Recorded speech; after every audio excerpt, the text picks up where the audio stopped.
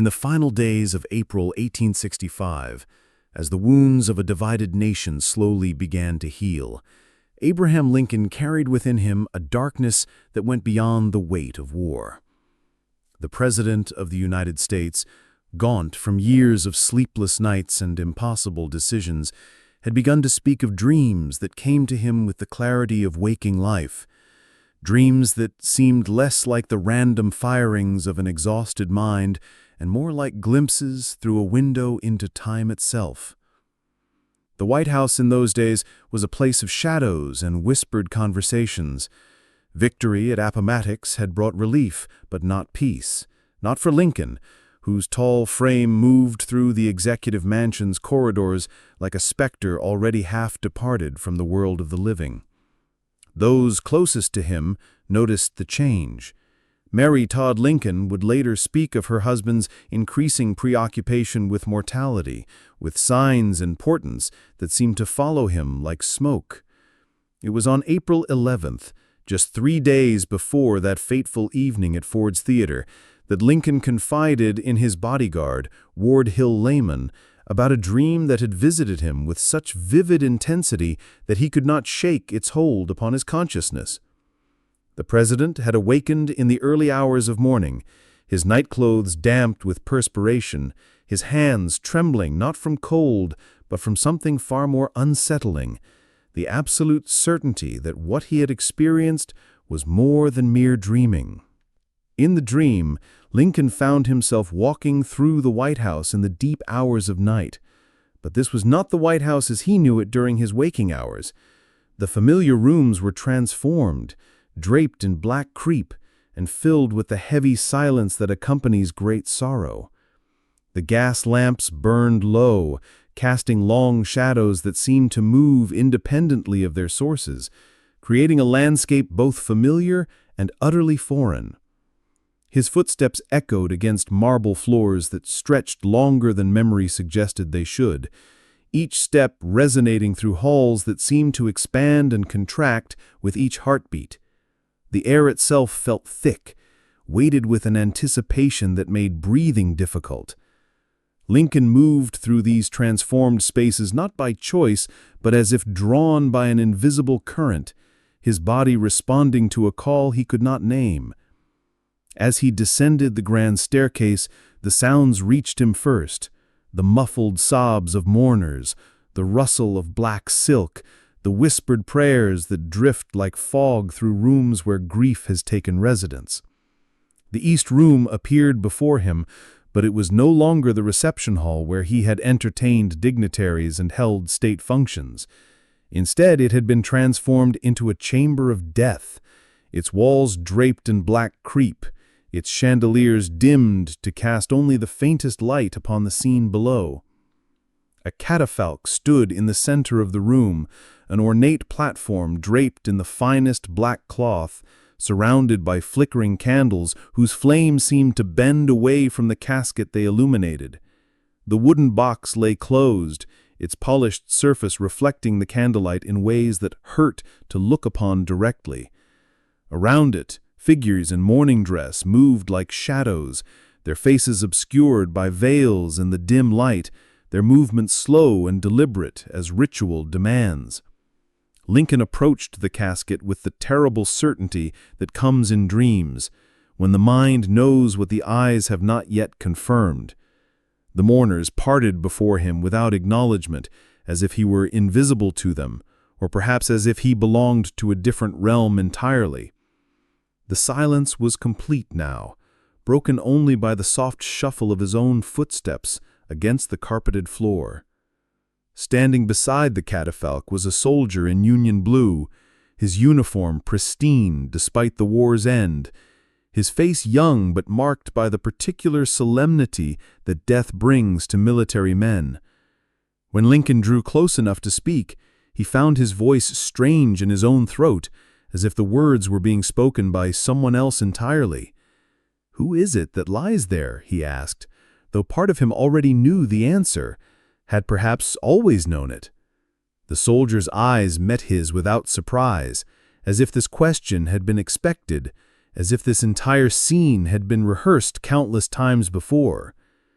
When he spoke, his voice carried the weight of prophecy, of truths that exist beyond the boundaries of ordinary time. "The President," he replied, his words falling into the silence like stones into still water.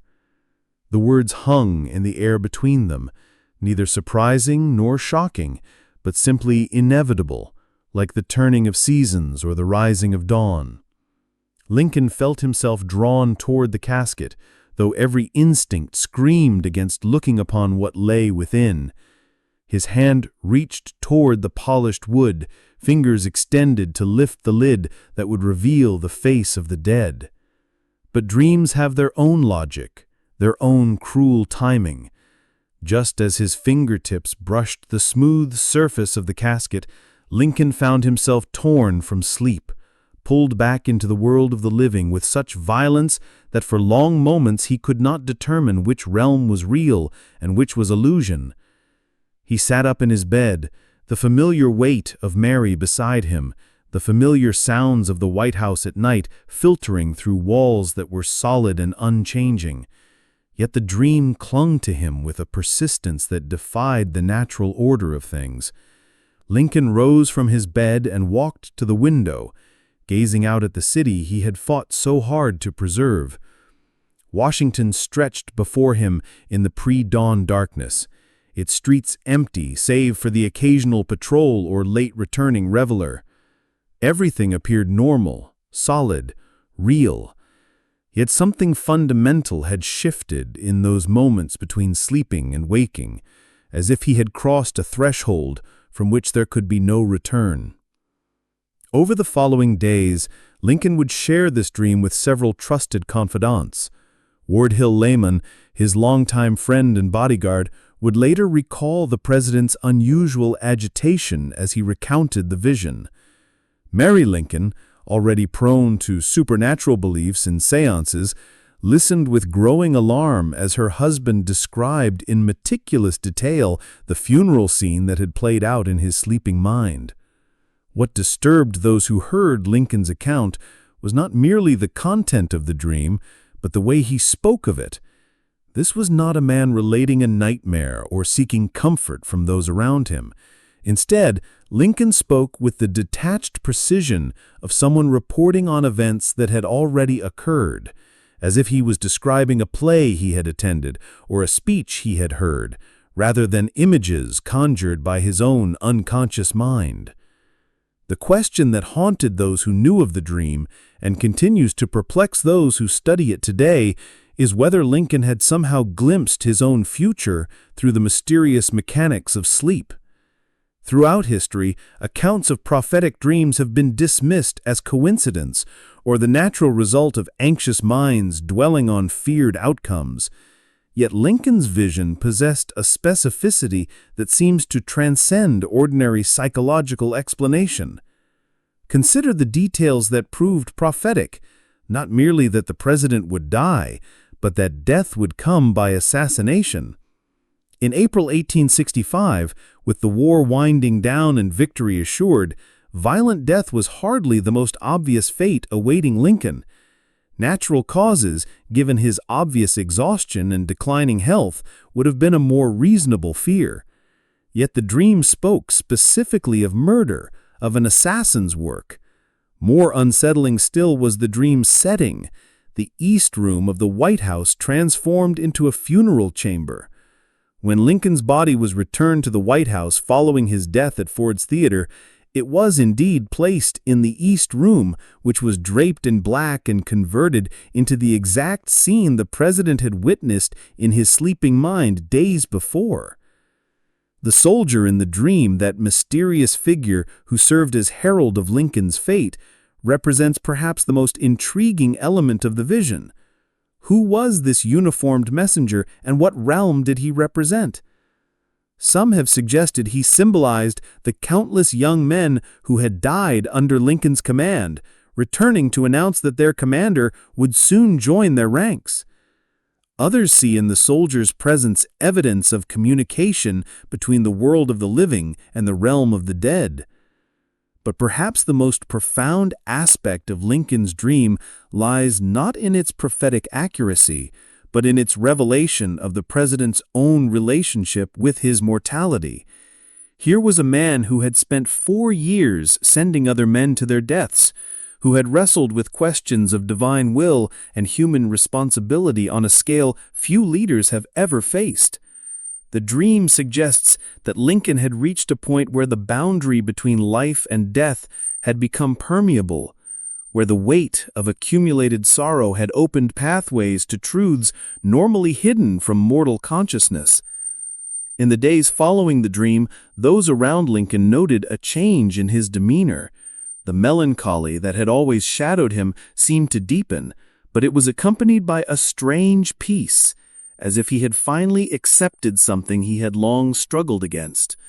Mary Lincoln would later claim that her husband seemed to be. The assassination itself unfolded with a theatrical precision that seemed to echo the dream's symbolic imagery. John Wilkes Booth, an actor steeped in dramatic tradition, chose the theater as his stage for murder, creating a scene that blurred the lines between performance and reality. Lincoln, who had dreamed of his own death surrounded by mourners and military ceremony, died instead in a crowd of theatergoers, his final moments witnessed by strangers rather than the formal gathering his vision had suggested. Yet even in death, the prophetic elements of Lincoln's dream found their fulfillment. His body was indeed returned to the White House, where the East Room was transformed into exactly the funeral chamber he had witnessed in sleep. The catafalque, the black draping, the flickering candles, the hushed mourners, all materialized in the waking world with an accuracy that defied explanation. Modern neuroscience offers various theories about the nature of prophetic dreams, suggesting they may result from the brain's ability to process subtle environmental cues and construct probable scenarios. Perhaps Lincoln's unconscious mind had detected threats that his waking consciousness had dismissed, weaving together fragments of overheard conversations, observed behaviors, and political tensions into a coherent vision of danger. Yet, such explanations seem inadequate when confronted with the specific accuracy of Lincoln's dream. How could his sleeping mind have known that he would be killed by an assassin rather than dying of natural causes? How could it have predicted that his body would lie in state in the East Room, a detail that was by no means inevitable or obvious? The mystery deepens when we consider Lincoln's lifelong fascination with dreams and their meanings. Throughout his presidency, he had spoken of significant dreams that seemed to forecast important events. Before major military engagements, he claimed to experience recurring dreams of a ship moving rapidly toward an indefinite shore, visions that preceded news of Union victories. These accounts suggest that Lincoln may have possessed an unusual sensitivity to the currents of fate that flow beneath the surface of ordinary consciousness. Some scholars have proposed that Lincoln's dream represents not prophecy, but a form of psychological preparation, a way for his unconscious mind to rehearse the possibility of violent death, and thereby reduce its terror. In this interpretation, the dream served as a mental practice session, allowing Lincoln to experience his own death symbolically before confronting it in reality. But this psychological explanation fails to account for the dream's remarkable precision or its timing so close to the actual assassination. If the vision were merely wishful thinking or fear management, why would it have occurred when it did, just days before the prophesied events came to pass? The temporal proximity suggests a connection more mysterious than simple anxiety processing. Perhaps the most unsettling possibility is that Lincoln's dream represents evidence of human consciousness's ability to transcend the normal boundaries of time and space. Throughout history, mystics and philosophers have proposed that linear time is an illusion, that past, present, and future exist simultaneously in dimensions beyond ordinary perception. If such theories have validity, then Lincoln's dream might represent a momentary glimpse through the veil that normally separates us from knowledge of our own futures. The implications of such a possibility are staggering. If consciousness can indeed access information from beyond the present moment, then free will itself becomes questionable. Did Lincoln dream of his assassination because it was inevitable? Or did the dream somehow contribute to its inevitability? These questions touch on fundamental mysteries about the nature of destiny, causation, and human agency. What remains certain is that Lincoln's dream has acquired a life of its own, becoming part of the mythology that surrounds one of America's most enigmatic presidents. The vision has been recounted countless times, analyzed by historians and psychologists, depicted in literature and film. Each retelling adds new layers of interpretation, while the central mystery remains intact. The dream continues to resonate because it speaks to universal human fears and fascinations. We all wonder about our own deaths, about whether signs and warnings might prepare us for what lies ahead. Lincoln's vision offers the tantalizing possibility that death's approach might announce itself through channels more subtle than medical diagnosis or obvious threat. Yet the dream also raises uncomfortable questions about knowledge and responsibility. If Lincoln truly foresaw his assassination, did he have an obligation to take greater precautions? Should he have canceled his theater engagement, increased his security, altered his public schedule? Or was the dream itself part of a larger pattern that could not be changed, a final act in a drama that had been written long before he became aware of his role? In the end, Lincoln's death dream remains what it has always been, a mystery that illuminates the boundaries of human understanding while refusing to surrender its secrets. It stands as testament to the possibility that consciousness may be far stranger and more powerful than we imagine, capable of touching truths that exist beyond the narrow confines of present awareness. Perhaps that is enough. Perhaps the value of Lincoln's dream lies not in solving the puzzle it presents, but in reminding us that reality contains depths we have barely begun to explore. In a universe where a president can dream his own death with startling accuracy, where the boundary between sleeping and waking becomes permeable, where time itself may be more fluid than we believe, the impossible becomes merely improbable, and the miraculous finds room to unfold. The White House still stands. Its East Room still hosts ceremonies and receptions, but those who know the story of Lincoln's dream might pause in that space, wondering if the walls retain some memory of that night when death held court among the living, when prophecy and reality merged in ways that continue to defy explanation. In the silence between heartbeats, in the space between one moment and the next, mysteries linger, waiting for minds brave enough to acknowledge that not everything can be measured, categorized, or explained away.